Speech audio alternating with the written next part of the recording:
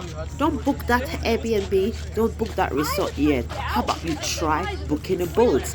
Guess what? That's what we did. We spent the night on the Nile. So here's a little backstory. We were in Hurghada for our Egypt holiday. However, there were so many activities in Luxor, so we chose to visit Luxor for a day. But there was a curfew between 5 a.m. and 5 p.m. so you couldn't travel outside that time. So we said, okay, how about we book an Airbnb or hotel for one night? And while we were looking, we saw a boat. And I was like, why not? We've never done this before. We've never slept on a boat before. Or keep watching till the end if you want to enjoy this experience on a ship on the Nile with us. Hurghada to Luxor is approximately 300 kilometers, so it depends on how fast you drive. It should take you about 3 hours 50 minutes or 4 hours.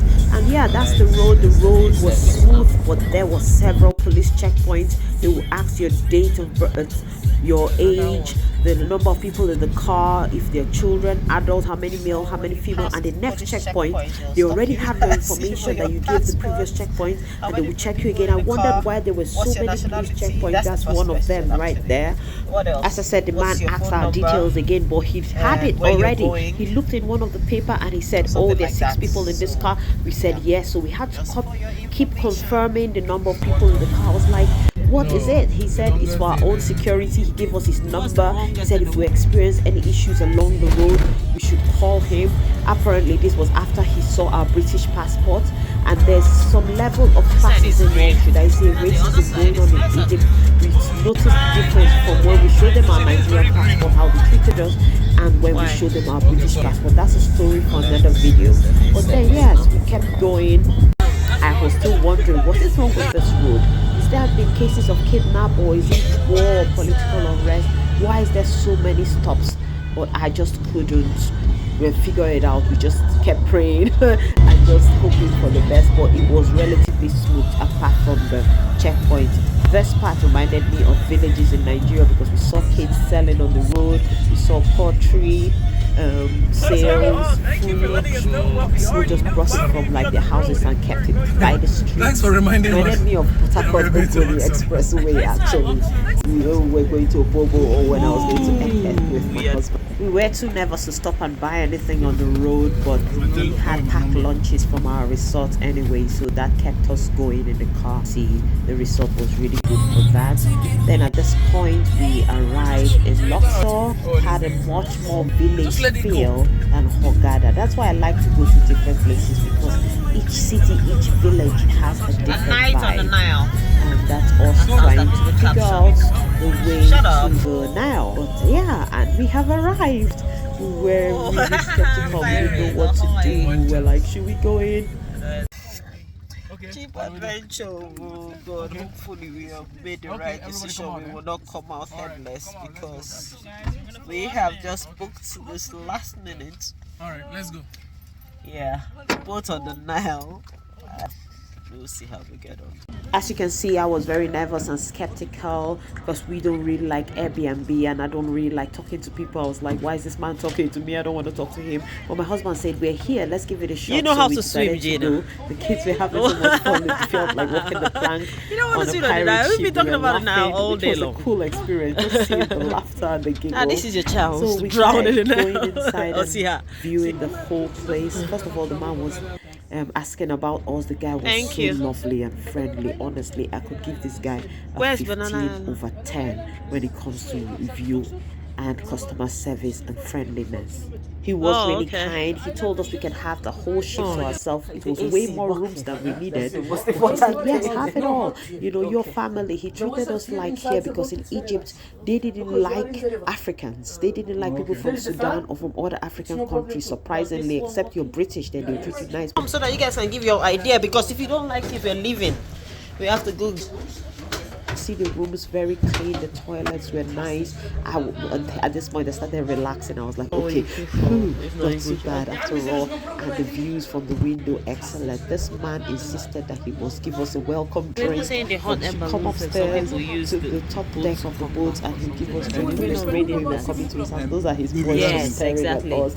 It reminded me of going to the villages in Nigeria where children would just gather around you. He has a nice smile, a friendly smile, and chat with you. The boys were all over the place. They enjoyed us. We enjoyed them. They loved my sons because we love football. They loved my daughters because boys love girls. Anyway, the man was very funny. He just kept telling us you fell for it. With so many children, and he directed us on where to go. Okay, so no need for me to drive there and come back here. Scammed or cheated or things like that. He told us where to get the right tickets for a hot air balloon. The balloon place, okay. The other experiences we had in Luxor in this video, because Luxor is definitely one place to go in Egypt. There was just so much to do. So yeah, that's all. So we relaxed and then got ready for dinner. One of the man's son was chatting up my Don't mind Jenna. When she was there at home and then she did not know. Now you're to the restaurant on the boat. We were now waiting for our meals, enjoying the views, chatting. The Jays had never heard a call to prayer from a mosque before, apparently, so this was their first experience of that. They were like, it's so noisy. Start their prayers. I told them this goes on 5 times a day in most places. So the meal arrived, typical, authentic Egyptian cuisine, like home cooking. We were told very good village food, basically. So we enjoyed it. I have a good track record. I've always been a good child. They did serve alcohol. And then I got married. That's something in a lot of places in Egypt. If you're not in your resort, you might not be able to get alcohol. But henna is not the real tattoo. And at here, least let me from the leave. background, these were analyzing my henna. Dead. And they were like my 10 years criticizing me for going well because I tried from shisha the night before. It's 40 in another video. That's us having exactly. That's what you write in your essay.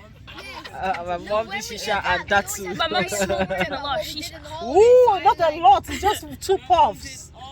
Or 3 puffs. Mom spent 3 hours by the pool. A lot of cocktails and shisha. Exaggeration much.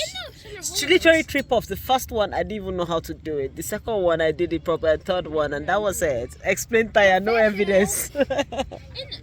Well, you guys have evidence. Jaden filmed it.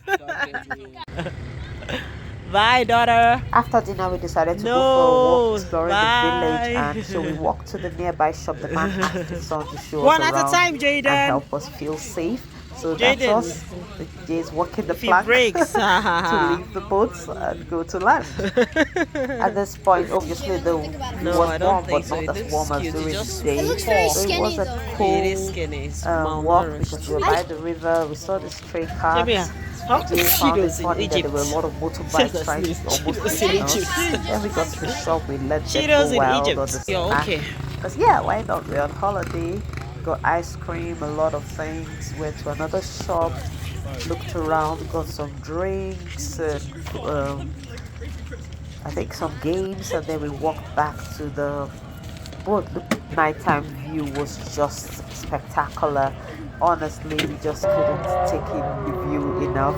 So we went to the top deck of the boat and we had a relaxing time at the top of the boat because it was so cool and breezy up there. We had family games, we sang, we danced, we just chilled and took photos, had our ice cream and lots of snacks till very, very late. Then we headed back into our room and slept. Thanks for watching.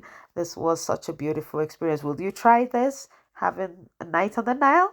Let me know in the comment section. Till next time, keep living, loving and laughing. Bye. Make sure you subscribe. Love you. Mwah.